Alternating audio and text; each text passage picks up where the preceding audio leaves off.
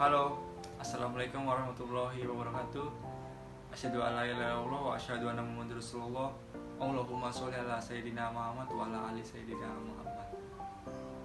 Semoga yang melihat video ini mendapatkan lindungan dan juga keberkahan oleh Allah Subhanahu wa taala, dan juga semoga segala penyakit yang ada di Indonesia semoga cepat hilang dan berakhir.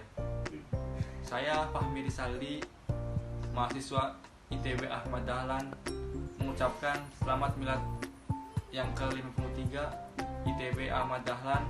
Semoga menjadi kampus sebagai kampus role model yang ada di Indonesia. Bagi kader Muhammadiyah, mungkin sudah tidak asing lagi mendengar kata Kiai Sudja atau Kiai Sudja. Beliau adalah tokoh revolusioner, kader Muhammadiyah yang mencetuskan tentang rumah sakit PKU yang dulunya bernama PKO. Dengan adanya rumah sakit PKU ini atau PKU, Kiai Sudja bertujuan agar orang-orang miskin atau kaum duafa dapat berobat seperti sama layaknya kaum-kaum yang lainnya, yaitu di rumah sakit.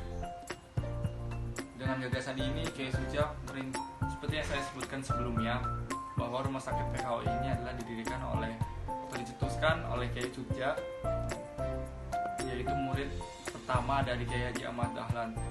Namun siapa sangka dalam pencetusan atau perintisnya rumah sakit PKO ini banyak sekali rintangan yang dihadapi oleh Kiai Sudja. Salah satunya ditertawakan di saat rapat pimpinan Muhammadiyah. Bagaimana ceritanya? Yuk kita kenal lebih dalam lagi terhadap Kiai Sudja ini. Kiai Sudja lahir di Kauman pada tahun 1885. Beliau putra dari Raden Lurah Hashim yang pada saat itu menjabat sebagai lurah keagamaan pada masa jabatan Sultan Hamengkubuwono yang ke-9. Beliau memiliki nama panggilan pada saat kecil yaitu Daniel. Mengapa disebut Daniel? Karena beliau lahir pada tahun Dal. Awal mula bagaimana berdirinya rumah sakit PKU ini berawal dari sebuah sidang yang dipimpin oleh Kiai Haji Ahmad Dahlan. Sebuah sidang atau musyawarah yang menghasilkan 3 gagasan penting, yaitu rumah sakit, rumah miskin, dan juga rumah yatim piatu. Pada saat itu Kiai Haji Ahmad Dahlan berkata dalam sidang itu, saat ini apa yang perlu dibangun? Lalu Kiai Sudja berkata, yang perlu dibangun saat ini adalah rumah sakit. Audiens pun tertawa.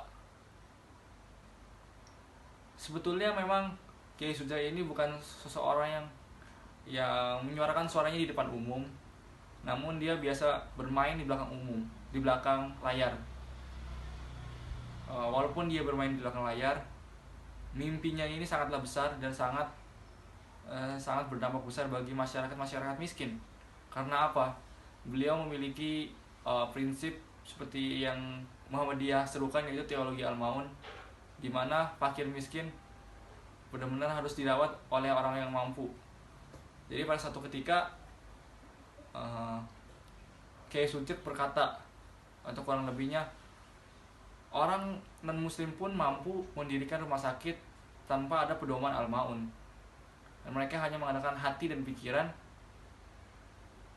Bagaimana kita mau umat muslim, apalagi kader Muhammadiyah, memiliki prinsip dasar dari teologi al-maun, tidak mampu atau tidak bisa membuat rumah sakit yang bisa dilayani oleh yang biasa dimasuki oleh orang-orang yang kaum duafa. Dari situlah mimpi besar Kiai Sudja mulai merealisasikan agar rumah sakit ini tercipta. Walaupun banyak sekali rintangan yang dihadapi oleh Kiai Sudja, tidak pernah sekalipun runtuh semangatnya. Beliau terus gencar sekali agar rumah sakit ini tetap berdiri. Beliau terus sekali, karena dengan jiwa teologi al-maun yang ada di hatinya, beliau dapat mendirikan rumah sakit pada tahun 1938. Hingga kini tercatat ada 100 5 rumah sakit PKU yang ada di Indonesia, yaitu milik Muhammadiyah, yang telah banyak sekali membantu kaum-kaum duafa dan kaum-kaum miskin. Kiai Suja bukan hanya perintis adanya rumah sakit untuk kaum duafa di Indonesia, namun Kiai Suja pun menolong perjalanan haji Indonesia. Kiai Haji Ahmad Dahlan menunjuk langsung Kiai Suja untuk membenarkan atau menyelesaikan masalah tentang perjalanan haji di Indonesia. Tepatnya pada tahun 1922, Kiai Haji mulai melakukan perjalanan ini. Dan tugas yang lainnya adalah mengenalkan Muhammadiyah kepada pimpinan yang ada di Mekah. Dengan hasilnya, Kiai Suja pun dikenal sebagai pelopor perjalanan haji Indonesia dan juga sebagai pendiri PDI, yaitu Persatuan Jamaah Haji Indonesia. Kiai Suja tercatat sebagai pegawai di Kemerdekaan Indonesia. Setelah beliau pensiun, beliau lalu mengurus PKU dan rumah yatim piatu yang beliau dirikan. Lalu beliau merasa sangat langsa ketika beliau sakit hingga wafat. Beliau tidak bisa dirawat di rumah sakit yang beliau rintis, yaitu PKO,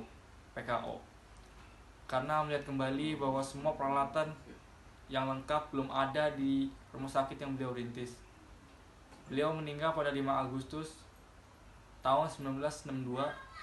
Semoga apa yang beliau telah lakukan dan semua beliau telah rancang di negara Indonesia dan semua karya-karya dia, semoga beliau tenang di alam sana, dan juga semua seni karya-karya beliau yang ditorehkan di Indonesia dapat lebih bermanfaat bagi kader-kadernya dan juga semua warga yang ada di Indonesia.